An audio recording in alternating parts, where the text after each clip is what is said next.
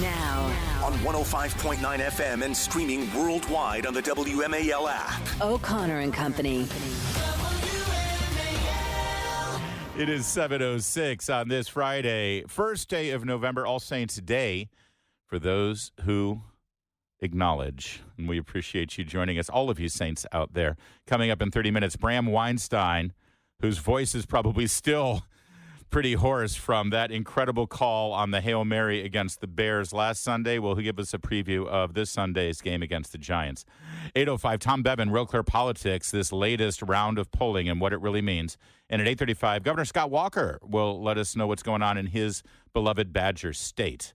He's also, of course, president of YEF, so we'll ask him about the youth vote and whether Trump has made significant inroads there. It's Larry O'Connor. That there is Patrice Onwuka, looking sparkly and bubbly. It's like you were out getting candy with your kids last night. You know, how did you know what I was up to, Larry? Happy Friday to you and everybody out there. Thank you. Amen to that. Joining us right now, talk about a saint. He has to live with Mercedes Schlapp and 5 daughters. Good Lord, man. Matt Schlapp joins us now, the head of CPAC in the American Conservative Union. Good morning, Matt. Are you even getting any sleep right now at this time? It's a weird year in every conceivable way, I have to say. The campaign, to me, feels like it's hit a very nice stride. I feel like the Trump effect is less impactful because we've had 8 years of it. And they tried to make him into such a bogeyman, into such a, bring up all these terrible charges and everything else. And over time, I think it's these new socialist Democrats who look like the ones who are trying to, wreck the country. Yeah. Well, and also, I mentioned this earlier, this time around, unlike 16, unlike 20, despite everything that they've thrown at him, trying to make him into a felon and a criminal and all of this jazz, Matt, I've noticed that it seems like in some way the public stigma about supporting Trump has sort of whittled away. It's not gone completely, but you're seeing way more high-profile people stepping up and saying, yeah, I'm going with Trump. Athletes, movie stars, musicians, CEOs. Look at all of the successful billionaire CEOs who are just fine with stepping up and saying, yeah, it's not even close. I'm supporting Trump. That's different this time around. Do you think that that's an indication of something bigger going on? Yeah, for sure. We were giving out Halloween candy last night, and these people aren't movie stars around us, but there was more people coming up to us. One guy had his MAGA hat on. That's pretty brave in my neighborhood. My neighborhood, you can get sued for wearing a MAGA hat. The cops are going to come around. I do think I think they're fed up. I think Chinese Corona made us fed up. I think them locking us down made us fed up. I think them teaching our kids that they were not this gender, but one of 62 genders made us fed up. I think what happened in Virginia, with what was all this porn in the library for second graders to learn how to get sexually active, made people fed up. By the way, I still think a lot of that's out there. Yeah. And, I just think people have had enough. I mean, the Democratic Party became Marxist and lost their ever-loving minds. And the American people are not radical. We're not radical one way. We're not radical the other way. The American people don't have my views on everything in politics. I get that. There's more of a pendulum. Yeah. And they are way, way extreme. I don't think they could get elected in Paris, France. And it's time for this. It's time for this to end. I want my grandmother's Democratic Party that liked people of faith, that liked the military, that had a lot of cops in their family, and loved the country. They just liked more government. I would much rather have that version of the Democratic Party. Well, and Matt, they're also growing more desperate, and I think we're seeing the desperation not only in their rhetoric, but the attempts that people are going to in these final days of the election. This week, CPAC, I guess, filed a claim that there's evidence in Wisconsin of illegal ballot harvesting. Can you talk about what that claim was? Yeah. What exactly happened, and what are you hoping to come out of this? We sent letters to all the state officials in all the battleground states, really in all the states that use drop boxes, and you'd be shocked at what these policies are. First of all, most of them didn't respond to us. They want to do this in the dark of night. Most of them put them out there on streets with no security guards, no election officials. They're day and night. They're not protected, which is why you can torch them or set them on fire or get into them. Yeah, as we saw. And so in one particular state where we have hired or contracted with observers to watch the boxes day and night, all according to the law, all according to all the regulations. There's an affidavit of an observer who saw someone jamming the box with ballots. Now, in that state, the state of Wisconsin, you can put your ballot in there, but you can't go around and pick up a bunch of stray ballots.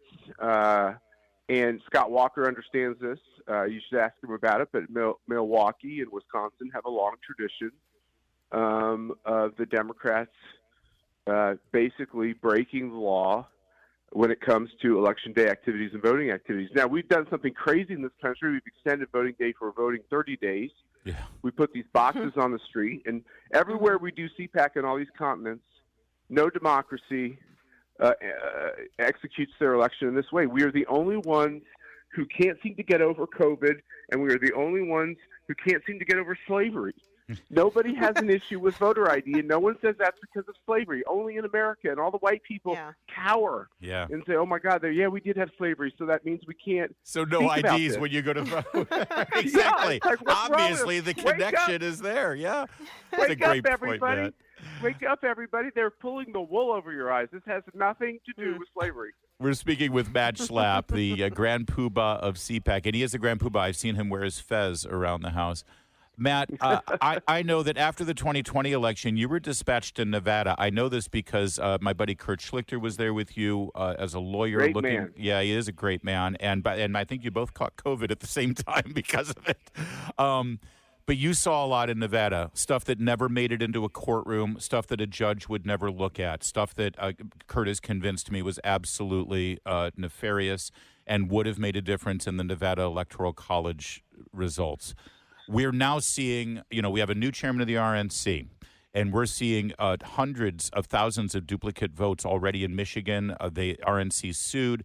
They've been able to negate those votes. We've seen the Colorado Secretary of State acknowledge that they released publicly passwords for the voting machines. We've seen the state of Virginia have to go take it all the way to the Supreme Court to make sure that non-citizens are removed from the voter rolls. I know that you're in tune on this stuff and you're sensitive to what happens on Tuesday and, more importantly, the days after Election Day. What are you looking at, Matt? What is CPAC focused on? You've already told us about Wisconsin. What are you concerned about, and do you feel better about where the RNC is on this stuff? I'll be as fast as I can. Stacey Abrams mainlined this through corporate boardrooms, that somehow voter ID was racist, and cleaning up your voter rolls was racist. So we wasted our time for years in this country having a stupid conversation, moving all-star games, all about whether or not you should be legal to vote. Then Biden and Harris opened up the border. They let, at their own estimates, 15 million people. I think that's many millions shy of what actually got into the country. Now they've hired Mark Elias to go all over the country and to keep illegals on the voting rolls. Make that very clear. This is a matter of now public record. This is not Matt Schlapp's opinion. This is not Republicans saying there's no evidence of this. They are in courtrooms as we speak arguing to keep all the illegals who got IDs, all the illegals who got benefits on the rolls. They are now, it's on the record.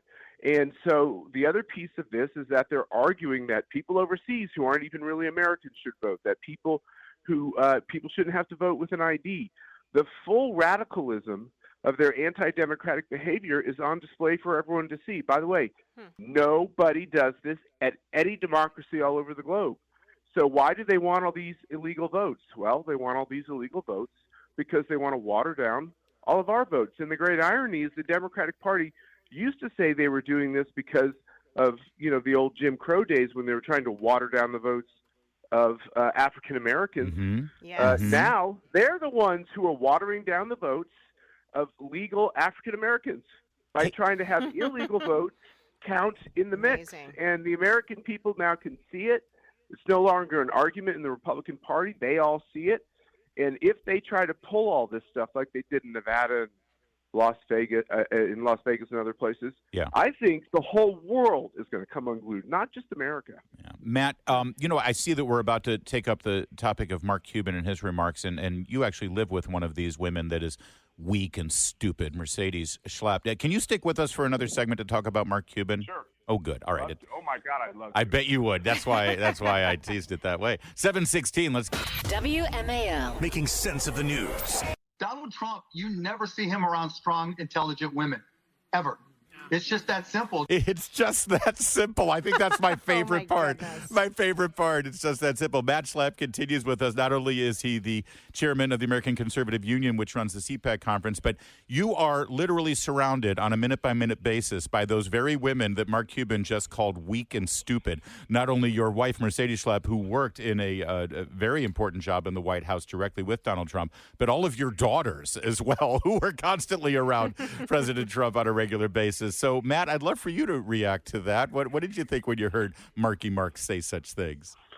I thought, oh, he didn't do that, did he? Yeah. He has no idea what's about ready to come down on his head. I mean, I don't know if anybody's ever met Kellyanne Conway, but the last thing I would call her is weak. Yeah. Or have you ever met Susie Wiles, the campaign manager today? Sarah Sanders. Sarah Sanders, Yeah. my wife.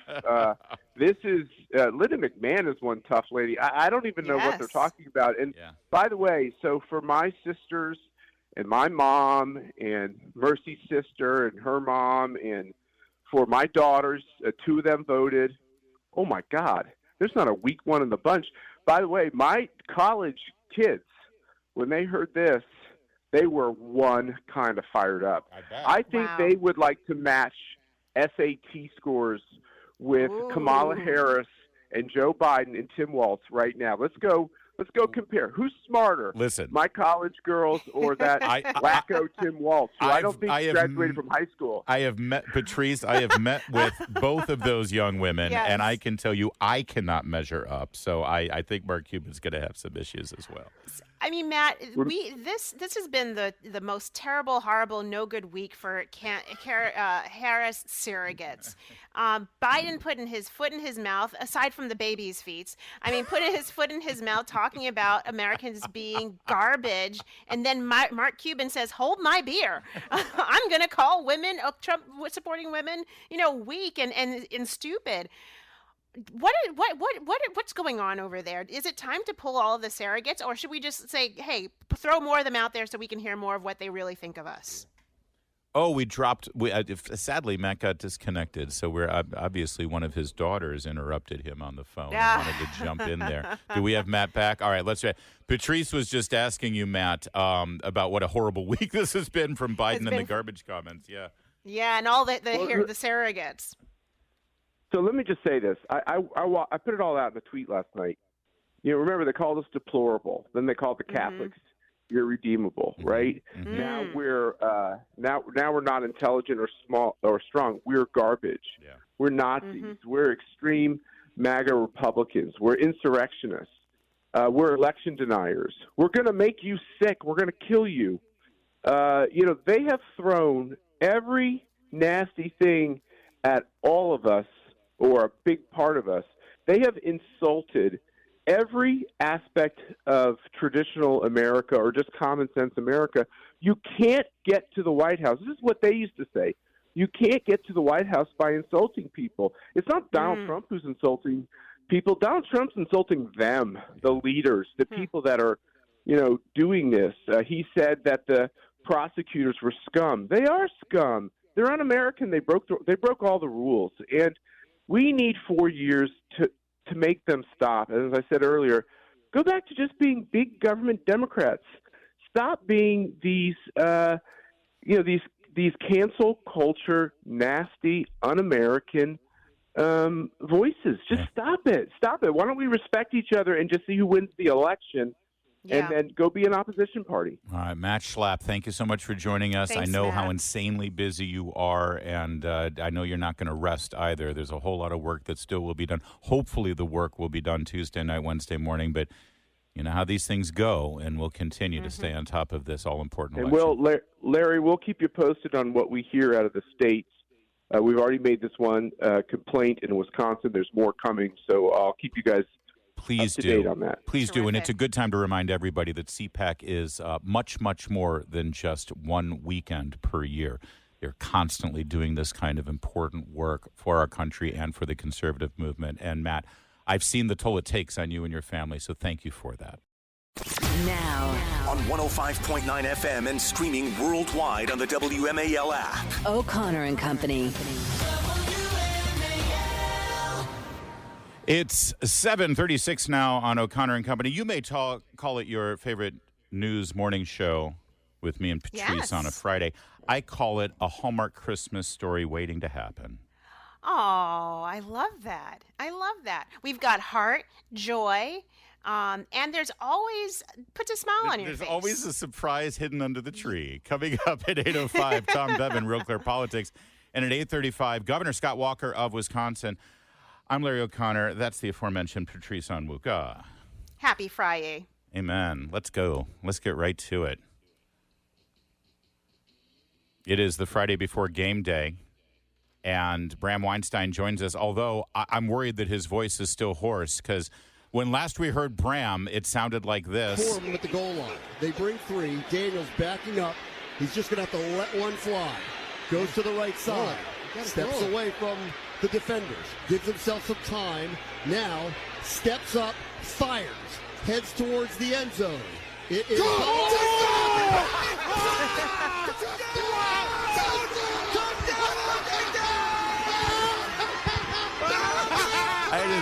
Bram, I want you to know, I heard that. You know, the one note I get the most from the PD, from the listeners, from people on social media is, you guys talk over each other too much. There's too much overlap. We can't understand.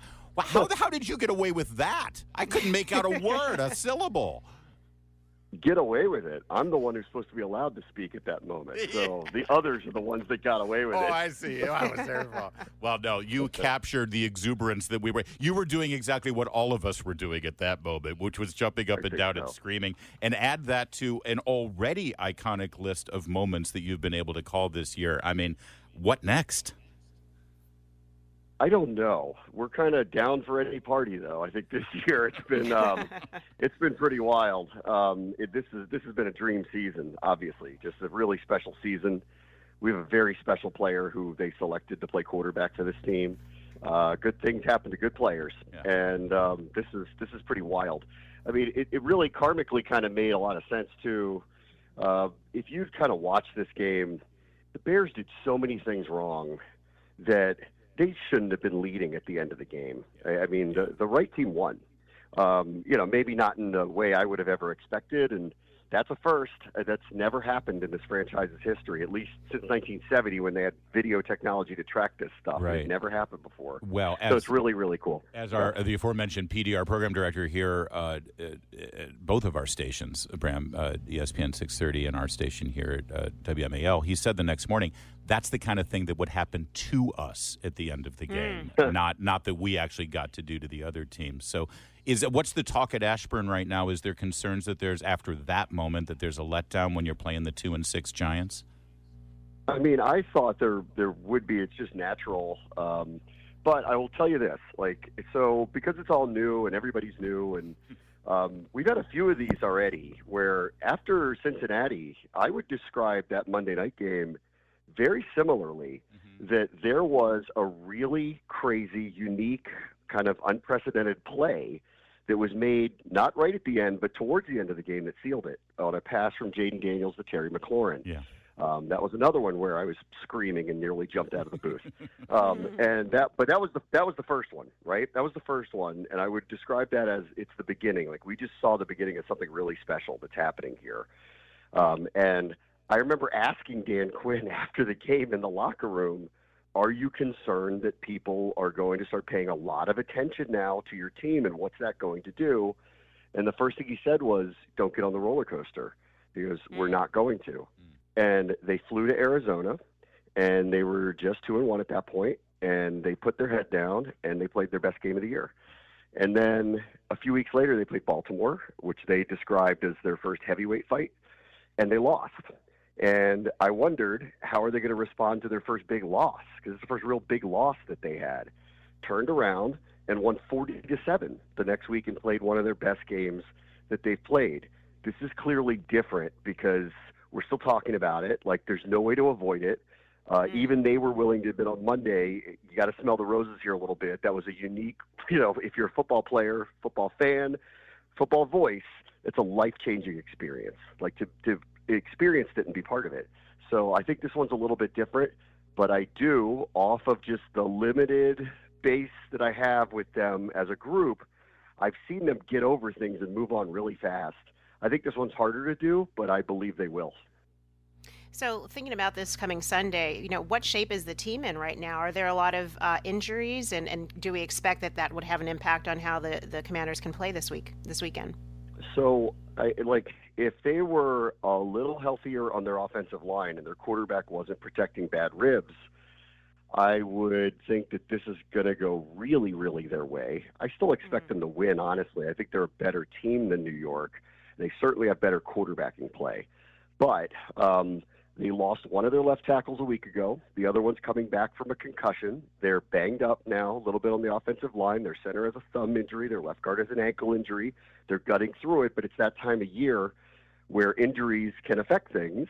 And the one thing the Giants have that they are exceptional at is their front on defense. They have more sacks than anybody in the NFL. Mm-hmm. Wow. So they're going to have to – Washington's going to have to run the ball a lot this weekend. That's the weakness of the Giants' defense. Washington's going to have to get the ball out of Jaden's hands a lot because he's going to be running for his life. This is a really, really, really good group. In fact, they have this guy, Dexter Lawrence, who plays defensive tackle. He's got 9 sacks.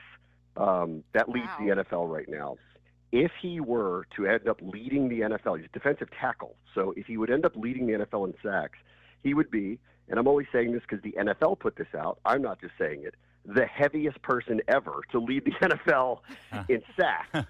A guy of this size typically doesn't do this. So he's a unique player. They have unique players around him, and Jade's got to get the ball out fast because that's the one thing this team does really, really, really well is get to the quarterback. Well, your 6-2 Commanders, coming off a win for the ages with that last-second Hail Mary, now faces quite a November in front of them. Division rival Giants, then the Steelers, then the Eagles, then the Cowboys. Holy Moses. Yes. Let's see how we get through November. But either way, we're enjoying the ride, Bram Weinstein, and we can tell you are too. So thanks for joining us again to give us a preview. I appreciate it. See you guys. A ton of news broke today. I've got the up-to-the-minute details for you on the next Vince Colonnese Show, 3 to 6, right here on WMAL. It is Larry O'Connor alongside Patrice Onwuka on this Friday edition of O'Connor and Company. And, well, Patrice, she did it again. Oh. Kamala Harris on the campaign trail last night. Oh. She went off teleprompter. She started to riff. She was in the flow, as they say. She was in the zone. And, hell yeah, I am here for it. I love it when she does this. Let's hear it. Take it away, Kamala. Take us to the salad bar, baby. I love this. We're here because we're fighting for a democracy. Mm-hmm. Preach. Fighting for a democracy. And understand the difference here. Okay, now you can hear it coming because the crowd is into it. So she's riding that wave. She's surfing that crowd right now, and she is feeling the flow. Time to deliver. Absolutely. Just riff. Just go free form, right? Let's go. Understand the difference here. Moving forward. Moving forward. Understand the difference here. What we are looking at is a difference in this election. Let's move forward and see where we are. Because on the issue, for example, of freedom of choice. Wait, hold on. What? So the crowd is the crowd's screaming. They're flowing. It's so great, and she's ready to deliver. And we get. Understand the difference here. Moving forward. Moving forward. Understand the difference here. So, if you were keeping track at home, I got the transcript. Oh, boy. Understand the difference here, moving forward, understand the difference here. What we are looking at is a difference in this election. Let's move forward and see where we are. You know what gets me? It's the let's see where we are. Let's see where we are. And let's move forward. And who knows? Guy, might work out, might not. Let's just see. We'll reassess at that time. Yeah. I think a great way to visualize this is, when you have babies racing to their parents and they're all going down this stretch, and then suddenly somebody throws out a passy, like some random passy, and all the babies start going off in different directions. It's like and you're like, so that's her thought pattern. That's her words. I think that's so. her. Yes, I think exactly. So. Oh. She's going down the lane, and then she just loses it. Let's check in with JD Vance, who was talking to Joe Rogan about her ability to drop such profundities on the campaign trail. There's actually a certain gift that she has, because you listen to her talk and you're 100, 200 words into it, you're 500 words into it, and you're like, what the hell did she just say? She didn't say anything. Right. And that actually, okay, so yeah, there's a certain political skill in saying a lot without actually saying anything. But it actually worries me about her being president. Like, okay, there are all these substantive policy disagreements, and we could talk about, okay, I don't like her border policies, I don't like this, I don't like that. But what does she do when she's in a meeting with a world leader and she has to, know the details of public policy to negotiate with Vladimir Putin or Xi Jinping? Like, one of the major things that you do as a president is you participate in economic negotiations, like what tariffs are we going to apply on your goods unless you lower the tariffs on ours, or vice versa, right? You have to be able to know a little bit about your job to be the president of the United States. And I don't know that she has an ounce of curiosity about public policy in this country. That's what scares the hell out of me. That's right. It's all fun and games when it's just nonsense and we can laugh at it. But God forbid, if things go the other way in this election on Tuesday, that's the person, that's the intellect, that's the master of rhetoric who will be actually leading our foreign policy against very dangerous people, Patrice.